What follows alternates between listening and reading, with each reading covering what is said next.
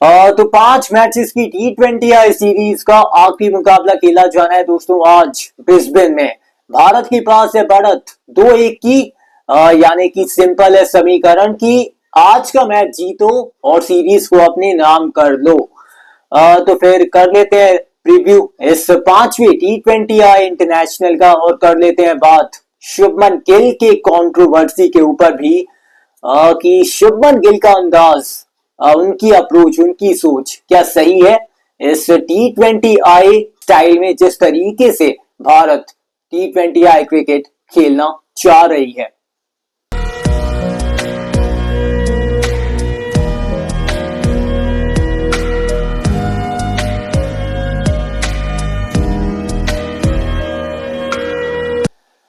तो Rishabh cricket centre में आप सभी का स्वागत है। और अगर बात करते हैं चौथे T20 आई में मतलब क्या कुछ घटा, तो अब यहाँ पे अगर हम देखते हैं तो भारत को 48 रन से जीत मिल जाती है। इस जीत के साथ ये तय हो जाता है कि इस सीरीज को केवल अब भारत ही अपने नाम कर सकता है। यानी कि ऑस्ट्रेलिया हार सकता है लेकिन सीरीज को वो बचा सकते हैं लेकिन जीत नहीं सकते। भारत हार नहीं सकता, जीत सकता है। तो पहले बैटिंग करी थी चौथी T20 आई में भारत ने, कुल मिलाकर 167 रन बनाए थे 8 विकेट के नुकसान पे। उसके बाद अगर आप देखते हैं तो गेंदबाजों ने जो काम किया मतलब यहाँ पे तो 119 पे वैसे ऑल आउट कर दिया ऑस्ट्रेलिया को 18.2 ओवर के अंदर अंदर, और एक खूबसूरत जीत मिली थी वैसे गोल्ड कोस्ट में भारत को। तो 5वां T20 आई है ब्रिस्बेन के गैबा स्टेडियम में। तो सारा वहां के स्टैट्स देख लेते हैं कि स्टेडियम के स्टैट्स क्या कहते हैं, रिकॉर्ड्स क्या कहते हैं, क्या करना चाहिए पहले टॉस जीतकर इस मैदान पे। तो अगर आप यहाँ पे देखते हैं ब्रिस्बेन क्रिकेट ग्राउंड के ये स्टैट्स, ये रिकॉर्ड, तो ये आपको बताएंगे, ये आपको समझाएंगे कि कुल मिलाकर इस वेन्यू पे मैचेस खेले गए हैं 11, जिसमें से पहले बैटिंग करने वाली टीम ने 8 मैचेस जीते हैं।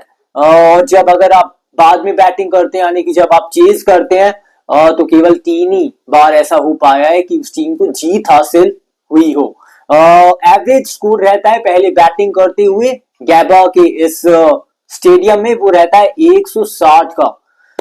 तो ये बताता है कि भारत को टॉस जीतना है और पहले बैटिंग करने का फैसला लेना है, क्योंकि ये स्टैट्स ये बताते हैं एक्चुअली में गैबा के मतलब पहले टॉस जीतकर बैटिंग करो। क्या हम टॉस जीतेंगे? ये भी तो एक्चुअली एक सवाल रहने वाला है सभी के जहन में, क्योंकि टॉस तो यार जीतते नहीं है। तो जो चौथा T20 आए तो उसमें पॉजिटिव्स तो देखो यार थे। बैटिंग तो उतनी अच्छी नहीं करी थी हमने, लेकिन गेंदबाजी में वरुण चक्रवर्ती हूँ, अर्शदीप सिंह हूँ, कहर बरपाया था, भारत को जीत की मतलब राह पर लेके गए थे। तो अब अगर करते हैं वैसे बात शुभमन गिल के ऊपर भी, तो यार कंट्रोवर्सी चल रही है, आलोचना की जा रही है, सवाल उठाए जा रहे हैं कि शुभमन गिल एक्चुअली में खेल क्या रहे हैं। क्योंकि अगर आप देखोगे तो यार एशिया कप भी फ्लॉप रहा शुभमन गिल का, और यहाँ पे ऑस्ट्रेलिया में तो मतलब ये दौरा ही एक्चुअली मतलब समझ के परे है, क्योंकि वनडे सीरीज में भी उतना कुछ खास नहीं कर पाए और अब तो T20 आई सीरीज में भी बीते 4 मैचेस में उस तरीके की पारी नहीं खेल पाए हैं। बात देखो होगी, आलोचना की जाएगी, क्योंकि शुभमन गिल को आप लेके आए संजू सैमसन की जगह, मतलब आपने उस खिलाड़ी को बाहर कर दिया जिसने अपने T20 आई करियर में 1 साल के अंदर अंदर 3 शतक जड़ डाले थे। तो उनकी जगह आप शुभमन गिल को लेके आते हैं। वैसे बेंच पे यशस्वी जायसवाल भी बैठे थे, तो आप वैसे सोचते हैं शुभमन गिल के बारे में क्योंकि वो उप कप्तान है इस टीम के। तो देखो यार अगर आप देखते हैं यहाँ पे शुभमन गिल के ये स्कोर्स अब तक इस T20 आई सीरीज में, तो ये कुछ ऐसा रहा है हाल शुभमन गिल का in the ongoing T20 I series versus Australia. तो ये देखिए यार यहाँ से पीछे से शुरुआत करते हैं। 20 गेंदों में 37 बनाए थे पहले T20 आई में, वहां तो बारिश की भेंट चढ़ा था वो मुकाबला, लेकिन मेलबर्न में 10 गेंदों में 5 रन, 100 का भी स्ट्राइक रेट नहीं। उसके बाद आप देख लें तो होबार्ट में 12 गेंदों में 15 रन, 100 के ऊपर का ये स्ट्राइक रेट। और यहाँ पे चौथे T20 आई में 46 रन बनाए जरूर, स्टार्ट मिला जरूर, लेकिन 39 गेंदे ले ली। तो ये थोड़ा चुभ रहा है, ये थोड़ा ना एक तरीके से ना आप कहोगे कि ये कहानी बयां कर रहा है कि शुभमन गिल को क्या एक्चुअली में आप को लाना चाहिए था इस टीम के अंदर, क्योंकि हम क्रिकेट भी उस तरीके का खेलना चाह रहे हैं, एकदम ब्रांड ऑफ क्रिकेट, एकदम बेखौफ क्रिकेट। तो अगर हम उस तरीके का क्रिकेट खेलना चाह रहे हैं तो इस तरीके के ये जो मतलब स्कोर्स हमने अभी देखे हैं, ये दोबारा अगर आप देखते हैं तो यार ऐसा तो नहीं चलने वाला। 39 गेंदों में 46 रन, ना ना, इस तरीके से नहीं, क्योंकि ब्रांड ऑफ क्रिकेट का मतलब है कि आप बेखौफ खेलो। शुभमन गिल जब पावर प्ले में आ रहे हैं तो उनका काम है कि यार वो पावर प्ले को ना मैक्सिमाइज करें, उसका फायदा उठाएं, और ना कि सिंगल लेके शुभमन गिल अभिषेक शर्मा को स्ट्राइक दें। तो उस लिहाज से यार ये तो सही नहीं हुआ है। आपने संजू सैमसन को भी ड्रॉप कर दिया और शुभमन गिल की जगह तो सवाल उठाए जाएंगे, उनके ऊपर दबाव होगा और बनाया भी जाएगा। ये मतलब बिल्कुल भी ना कहानी सही बयां नहीं कर रहा है, क्योंकि शुभमन गिल यार टेस्ट में बड़ा अच्छा उन्होंने किया, रेड बॉल के अंदर जिस तरीके से रन्स बनाए, जो तकनीकी रूप से बदलाव लेके आए अपनी टेक्निक में, तो वहां पे तो सक्सेस उनको मिला। लेकिन T20 आई क्रिकेट में इस लिहाज से तो नहीं चलने वाला वैसे।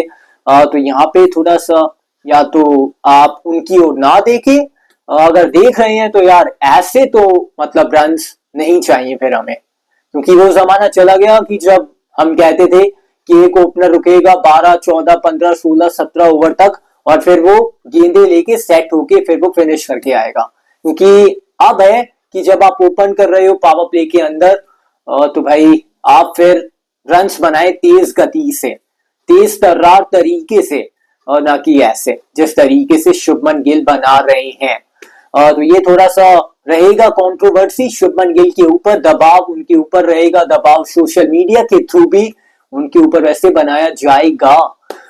तो ये तो शुभमन गिल की बात हुई, और इस 5वें T20 आई में भी रहेगी नजर, क्योंकि तो भारत को यार देखो सावधान रहना पड़ेगा नीथन एलिस से, क्योंकि बड़ा खतरा पैदा कर सकते हैं वो दोबारा से। चौथे T20 आई में जिस तरीके से गेंदबाजी करी, back of the hand floor one गेंदे कमाल तरीके से डाली, सटीक निशाना साधा और भारत के लिए परेशानियां खड़ी करी, परेशानियां पैदा करी।